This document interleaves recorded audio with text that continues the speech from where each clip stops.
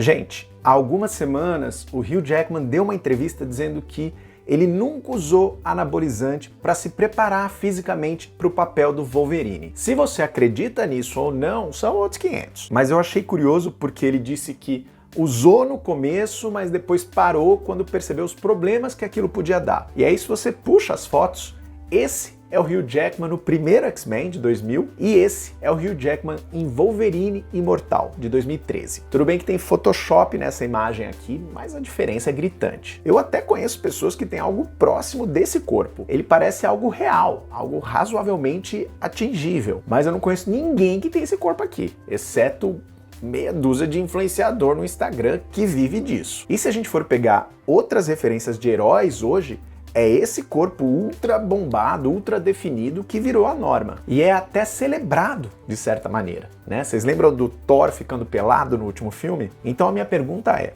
como é que a gente saiu disso daqui para isso daqui? E como é que esse padrão de beleza inatingível está mexendo com o nosso corpo, com a nossa cabeça e com a nossa autoestima?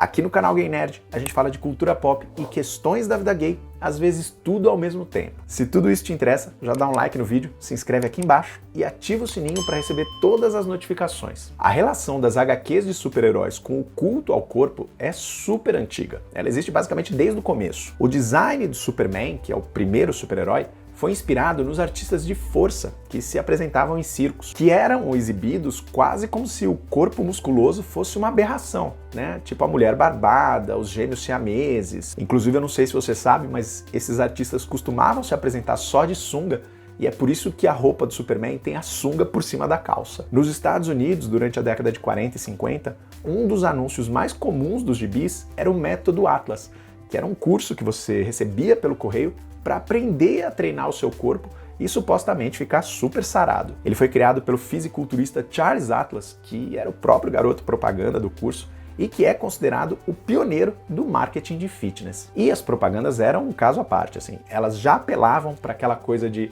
se você for fraco e magrelo, os caras vão fazer bullying com você e as mulheres nunca vão ficar com você. E é claro que era uma mensagem que reverberava com o público nerd, que naquela época ainda era mais o estereótipo do menino magrelo que apanhava na escola. Mas os próprios quadrinhos em si também trabalhavam esse desejo reprimido do público. Muito da mítica dos super-heróis é em torno dessa transformação do corpo. Você tinha desde casos mais tradicionais, tipo Batman, que treinou o seu corpo para chegar no auge da perfeição física, até uma figura tipo Hulk, que era a epítome mais exagerada desse desejo. Um cara super nerd que foi humilhado a vida inteira e que nos momentos de raiva ficava extremamente musculoso a ponto de rasgar a camisa e sair por aí andando só de calça. Outro exemplo clássico dessa fantasia é o Shazam, que basicamente é uma criança que quando fala uma palavra mágica vira um homenzão, super forte, super imponente. E já que a gente começou o vídeo falando do Hugh Jackman tomando bomba,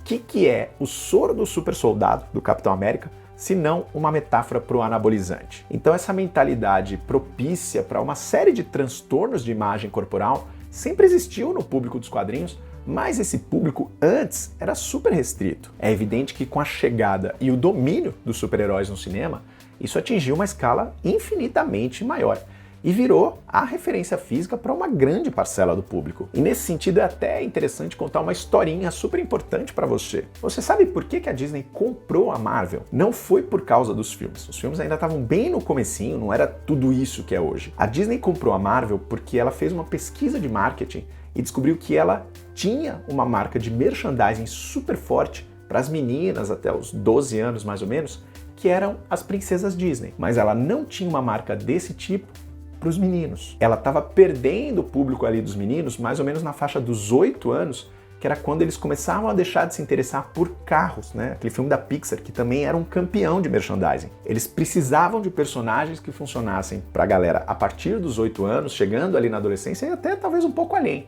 E isso era a Marvel. Mas olha só, as princesas Disney sempre sofreram uma série de críticas por estabelecer um padrão de beleza que era super europeu, né? Branquinhas, magrinhas, perfeitinhas, cabelo liso, comprido, e até um padrão de comportamento também, né? Aquela coisa do o amor é a coisa mais importante, eu vou esperar o príncipe me salvar. Tanto é que a Disney começou a mudar isso nos últimos 15 anos aí mais ou menos, criando princesas de diferentes etnias e que não querem só arranjar marido e tal. Mas essas críticas ainda não chegaram nos super-heróis, que são a referência dos meninos. E provavelmente nunca vão chegar porque discutir questões de imagem corporal e pressão estética nos homens ainda é um tabu na nossa sociedade. Primeiro porque demonstra fraqueza, obviamente, e segundo porque o corpo musculoso, o corpo sarado, ainda é visto como uma conquista intrinsecamente masculina. Mulher não pode ser musculosa. O corpo do homem tem que ser musculoso porque esse é o corpo que se predispõe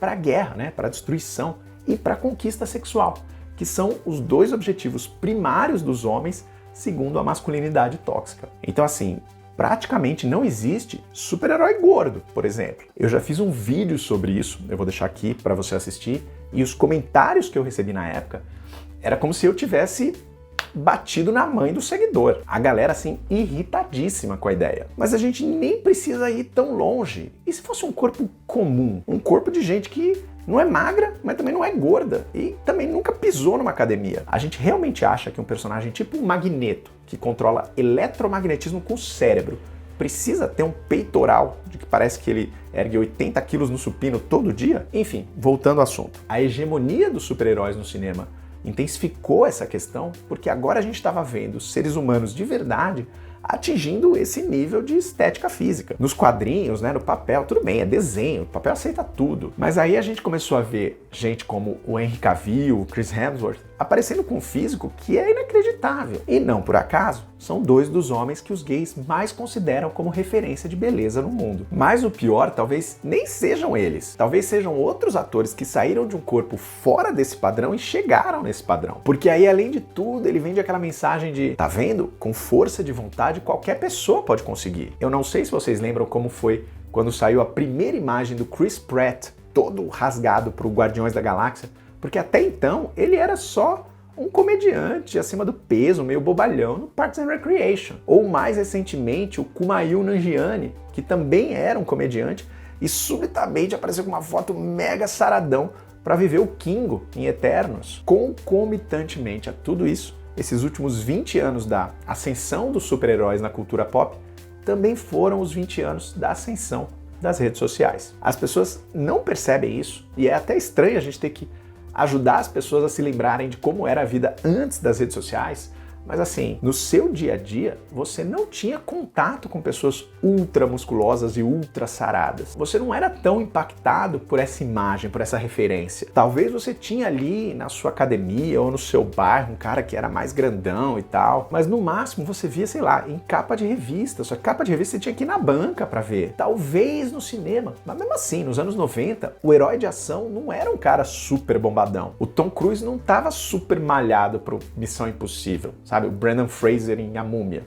o Bruce Willis em Armageddon, né? Não era uma coisa sobre o corpo deles. E agora essas referências desse tipo de corpo estão muito mais disponíveis pra gente. Não só a força imagética dessa estética está mais evidente, mas o capital social dessa imagética também está mais evidente. Sei lá, você viu um cara fortão na rua, você até podia pensar, bom, esse aí deve pegar um monte de mulher, né? Ou deve pegar um monte de homem. Só que hoje você tem evidências estatísticas desse capital social. Você vê esses caras nas redes sociais ganhando centenas de milhares de likes, de visualizações, ganhando presentes, ganhando grana, criando carreiras inteiras em torno disso. E aí esses dois fenômenos, né? Os super-heróis no cinema, os bonitões nas redes sociais, eles meio que se retroalimentam. Eles viraram peças-chave nesse padrão de beleza hegemônico que está estabelecido hoje e que, ao mesmo tempo, é mais restritivo, é mais excludente. E olha o que é pior, ele precisa ser excludente, por um motivo simples. Gente fora do padrão de beleza sempre existiu e sempre vai existir. Mas essa exclusão e esse desejo de pertencimento, esse desejo de transformação, nunca foi tão explorado economicamente quanto agora. Para que esses caras do Instagram continuem ganhando like, fama e dinheiro, eles precisam continuar no topo da pirâmide estética. Quanto menos gente lá, maior é o desejo das pessoas. De certa maneira, a gente mudou quase nada em relação ao marketing lá do Charles Atlas. A gente continua sendo manipulado para tentar chegar num resultado que é quase possível, que está quase lá, que o Chris Pratt conseguiu, que o Kumail Nanjiani conseguiu e que o seu amigo de escola conseguiu. Então talvez se você investir num suplemento, numa academia, num remedinho, num hormônio, talvez você consiga também. E se você conseguir, você vai ser admirado, você vai ter autoestima. E talvez esse outro cara saradão das redes sociais vai querer ficar com você. Você vai ser amado. Ou pelo menos vai ser desejado, vai transar. E aí a gente está vendo uma quantidade cada vez maior de pessoas com transtornos reais de imagem, transtornos corporais, transtornos de alimentação ou simplesmente depressão e ansiedade, né? Que praticamente são macrocomponentes de vários aspectos da nossa vida hoje. Então a minha pergunta é: quem é o super-herói que vai salvar a gente dessa situação? Porque com certeza não vão ser esses que a gente tem hoje. Gente, como eu disse lá atrás, eu acho difícil que esse cenário mude tão rapidamente. Na verdade, ele deve piorar, porque as estatísticas dizem que a desigualdade socioeconômica está aumentando no mundo e as questões corporais geralmente tendem a acompanhar esse movimento. Como eu falei, beleza física também é uma forma de capital e de status social. Então, o que sobra para a gente se preservar é só senso crítico. Eu imagino que você lá, vendo um filme de super-herói, seja mais fácil manter esse filtro, mas mantém isso também quando tiver matérias tipo como fulano treinou pro filme tal, ou como foi a dieta que Cicrano fez. E isso também vale para os anônimos ou para as web celebridades das redes sociais. Eu já disse isso aqui mais de uma vez. Ficar seguindo só cara incrivelmente lindo e sarado nas redes sociais tem um custo para nossa autoestima. Não tem a ver com inveja, não tem a ver com fraqueza. Tem a ver com referências irreais do que é sucesso, do que é saúde, do que é vida social, vida afetiva, vida sexual. Então pensa aí se não é uma boa você fazer uma limpa no seu Instagram, no seu Twitter, no TikTok. Por falar em redes sociais, me segue lá nas minhas e me conta aqui nos comentários. Você também notou que os padrões de beleza se tornaram mais inatingíveis nos últimos anos? Você tinha sacado essa ligação com a ascensão dos super-heróis? Como você lida com isso? Deixa o seu like e a gente se vê no próximo vídeo. Cada vez mais gay, cada vez mais nerd.